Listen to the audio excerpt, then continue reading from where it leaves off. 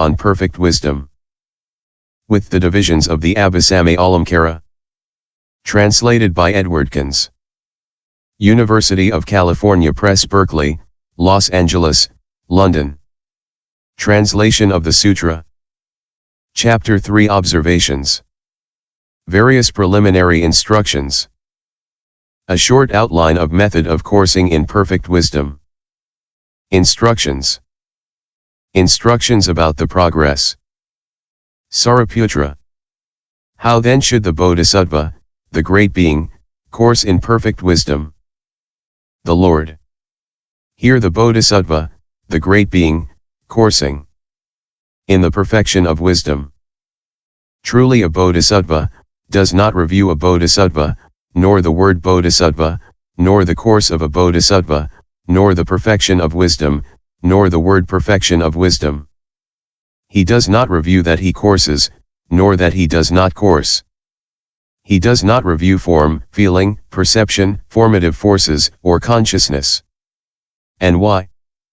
Because the bodhisattva, the great being, is actually empty of the own being of a bodhisattva, and because perfect wisdom is by its own being empty. And why? That is its essential original nature. For it is not through emptiness that form, etc., is empty. Nor is emptiness other than form, etc. And why? The very form, etc., is emptiness, the very emptiness is form, etc. And why? Because bodhisattva, perfect wisdom, form, etc., are mere words. Because form, etc., are like an illusion, illusions and mere words do not stand at any point or spot. They are not, do not come into being, are false to behold. For of what the own being is seen to be an illusion, of that there is no production or stopping, no defilement or purification. Thus a bodhisattva, a great being who courses in the perfection of wisdom, also does not review the production of any dharma, nor its stopping or abiding, its decrease or decrease, defilement or purification. He does not review form, etc., nor enlightenment, nor what is called an enlightenment being. And why? Because words are artificial. People have constructed a counter-dharma.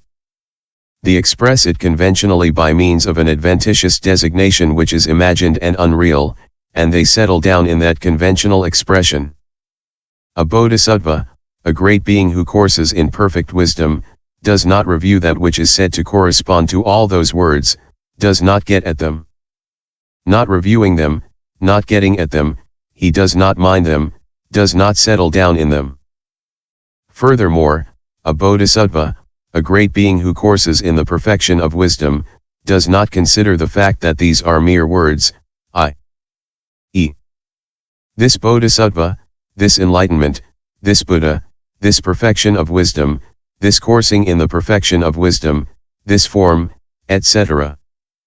Just as one speaks of a self, and yet no self is got at, and no being, soul, personality, person, individual, or man, etc.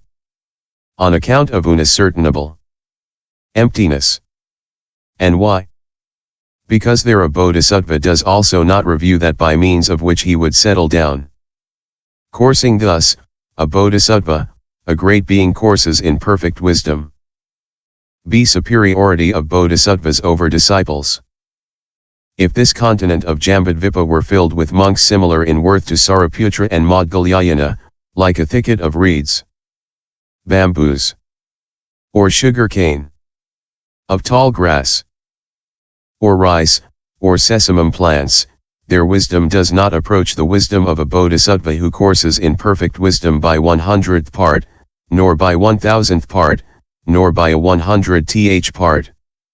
It does not bear number, nor fraction, nor counting, nor similarity, nor comparison, nor resemblance. To such an extent does the wisdom of a bodhisattva, who, coursing in perfect wisdom, develops it for one day only, surpass the wisdom of all the disciples and pratyeka Buddhas. And why? Because that wisdom of a bodhisattva, a great being is concerned with winning nirvana for all beings.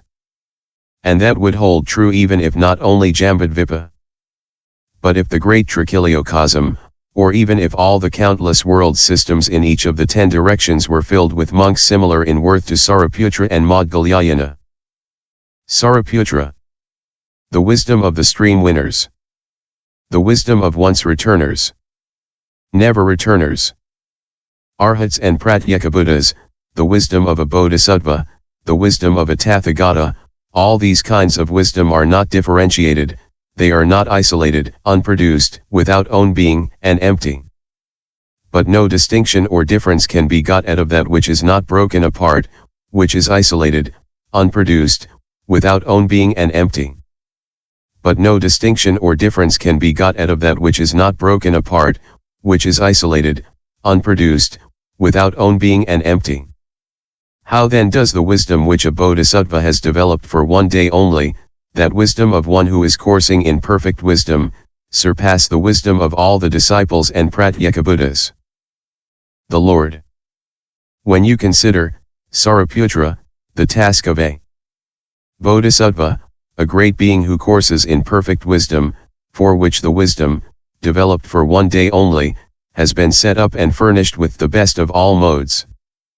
The task of one who courses in all knowledge and works for the welfare of all beings in the sense that he has resolved that once having fully understood all dharmas in all their modes, one should lead all beings to nirvana.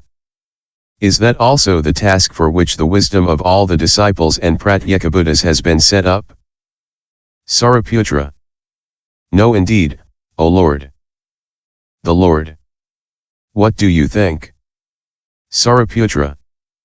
Does it occur to any of the disciples and Pratyekabuddhas that after we have known full enlightenment, we should lead all beings to nirvana, into the realm of nirvana which leaves nothing behind? Sariputra. No, indeed, O Lord.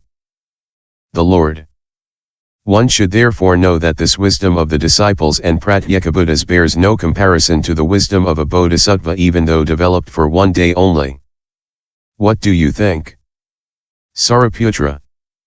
Does it occur to any of the disciples and Pratyekabuddhas that after I have practiced the 6 perfections, matured beings, purified the Buddha field, perfect the 10 powers of a Tathagata, his 4 grounds of self-confidence, the 4 analytical knowledges and the 18 special dharmas of a Buddha, having known full enlightenment I shall lead countless beings to nirvana?